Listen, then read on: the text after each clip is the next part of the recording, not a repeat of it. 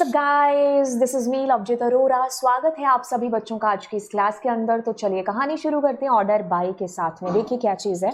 Order by एक ऐसा हमारा क्लॉज है जो कि हमारी जितनी भी क्वेरीज आएंगी, कभी भी हमसे पूछा जाता है ना, तो इसको सबसे अंत में, सबसे लास्ट में ही है जो पुट किया जाता है। ऑर्डर बाय का मतलब है कि आपको आपका डेटा जो भी अभी डिस्प्ले कराना है, उसको आपको या तो असेंडिंग में या डिसेंडिंग ऑर्डर में आप डिस्प्ले कराओगे। तो इसलिए ये क्वेरी हमारी क्या है, सबसे लास्ट में आएगी। पहले डेटा निकलेगा, अब उस डेटा को आप असेंडिंग या डिसेंडिंग ऑर्डर में डिस्प्ले करा रहे हैं। तो वो सारे के सारे सवाल जिसमें लिखा हो ascending order, descending order, alphabetical order, हम उन सारे क्वेश्चंस के अंदर ऑर्डर बाय का इस्तेमाल करते हैं। और ये सबसे लास्ट में जाकर के लगता है। किताबी भाषा सिंप्लीफाई करते हुए कहता है कि the order by clause in SQL is used to sort the result set of query in either ascending order, descending order based on one or more column। हम एक या एक से ज्यादा कॉलम्स पर भी इसको अप्लाई कर सकते हैं। बाय डिफॉल्ट इसमें जो भी डेटा डिस्प्ले होता है वो असेंडिंग ऑर्डर में होता है। कहता है कि order by clause sort the data in ascending order. आप इसमें ASC कीवर्ड का इस्तेमाल करें या ना करें, ये बाय डिफॉल्ट आपका असेंडिंग ऑर्डर में डिस्प्ले करा देगा।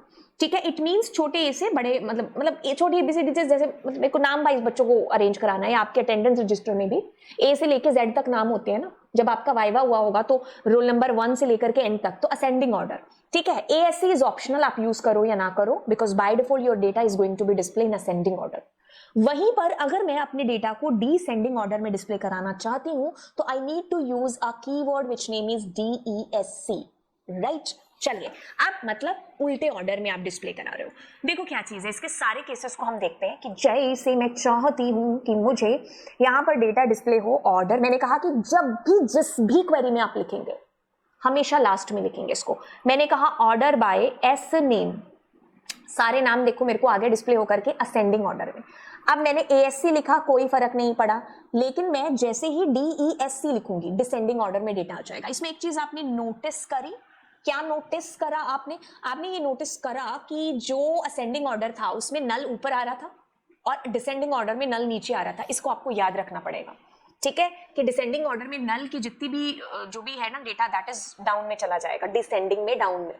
ठीक है, अब इसको आप दो कॉलम्स के ऊपर भी अप्लाई कर सकते हो। ठीक है, दो कॉलम्स के ऊपर कैसे कर सकते हो, जैसे मैंने यहां पर अप्लाई किया बाय एस नेम DESC, और मैंने यहां पर ऑप्शनल जो कॉलम है ना उसके ऊपर अप्लाई कर दिया यहां पर ASC।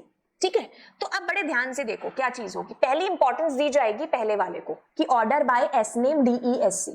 ठीक है, तो आपका ये डिसेंडिंग ऑर्डर में आएगा। डिसेंडिंग में आता क्या, साथ ही साथ आप इस कॉलम के लिए भी है जो चेक होंगे। ठीक है, कि आपके पास में जैसे मान लीजिए भास्कर का रिकॉर्ड है और भास्कर दोनों ही हैं वो CS से हैं। एक काम करते हैं, ठीक है, तो मैंने जानबूझ करके देविका नाम से भी एक बच्चे का रिकॉर्ड है जो कर दिया। ठीक है, अब देखो अब मैं क्या करती हूँ, अब मैं इस क्वेरी को चलाऊंगी। अब देखो क्या है, आपके पास एस नेम है जो डिसेंडिंग ऑर्डर में आएगा, तो आया आया आया आया आया। अब देखो देविका नाम से 2 बच्चे हैं। ठीक है, मैं एक काम करती हूँ, पहले तो इसको ऐसे डिस्प्ले कराती हूँ। ठीक है, DESC सिंपल। ठीक है, तो आपके पास आया कि देविका ह्यूमैनिटीज साइंस और ऐसे आ गया। अब मैंने अगर ये कहा तो आपके पास देविका ह्यूमैनिटीज साइंस, ऊपर वाले में क्या था आपके पास, देविका ह्यूमैनिटीज IP, इसमें देविका साइंस IP। देखो क्या चीज हो रही है, पहले मैंने जब यूज किया कुछ ऐसे, तो आपके पास में सिर्फ और सिर्फ डिसेंडिंग ऑर्डर में चीजें हो रही थी इसके अकॉर्डिंग। तो देविका आपके पास में पहले आ गया। क्यों आया पहले, क्योंकि वो शायद पहले ही लिखा होगा आपके पास में, पहले ह्यूमैनिटीज वाला ही होगा, ये वाला। तो इसीलिए इसको कोई फर्क नहीं पड़ा, पहले आया, इसने ह्यूमैनिटीज आपके पास दे दिया।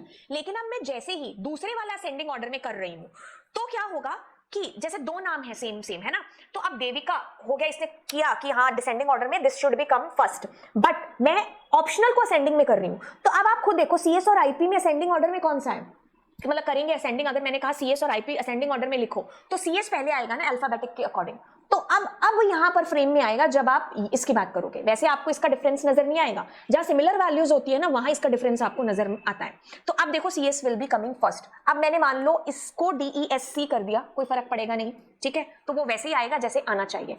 अब मैंने जैसे इसको DESC और इसको ASC कर दिया। ठीक है, तो अब देखो मेरे पास में कैसे चीजें आएंगी।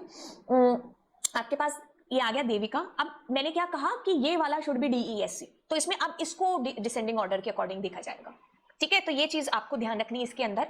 बाकी देखो ऊपर वाले में जैसे हमारी नल वैल्यू थी, ठीक है, तो जैसे अगर मैं इसको डिसेंडिंग और इसको असेंडिंग करती हूँ तो आपके पास में ये सारा डेटा डिसेंडिंग के तौर पर आ रहा है। ये चीज हमने नोटिस करी थी कि जब हम डिसेंडिंग ऑर्डर में करते हैं तो नल की वैल्यू सारी लास्ट में आती है ना। तो इसमें नल की वैल्यू सारी की सारी लास्ट में आएंगी, लेकिन मैं ऑप्शनल असेंडिंग में कर रही हूँ, तो इसलिए नल वाली वैल्यूज यहाँ ऊपर आ रही है और सी सबसे लास्ट में आ रहा है। अब जब हमने इसका रिवर्स किया था कि एक इधर वाले को असेंडिंग और इधर को डिसेंडिंग बनाया था, तो उस केस में क्या हो रहा है, आपके पास ये सारा असेंडिंग में है तो मतलब नल विल भी ऊपर टॉप पे आएगा, और डिसेंडिंग के केस में आपकी नल नीचे आएगा आपके पास। तो पहले CS आ गया, फिर नल वाले रिकॉर्ड आ गए एंड सो ऑन। ठीक है, तो ये चीज मुझे ध्यान रखनी होगी जब मैं 2 कॉलम्स के साथ ऑर्डर बाय कर रहा हूँ। नॉर्मल रिकॉर्ड्स में पता नहीं चलेगा, जहां पर सेम सेम वैल्यूज हैं वहां पर आपको जो है इंपॉर्टेंस इसकी समझ में आएगी कि अब कौन सी वैल्यू पहले आ गई है जो जाननी है। ठीक है, this is all about it. चलिए फिर मिलते हैं नेक्स्ट क्लास में।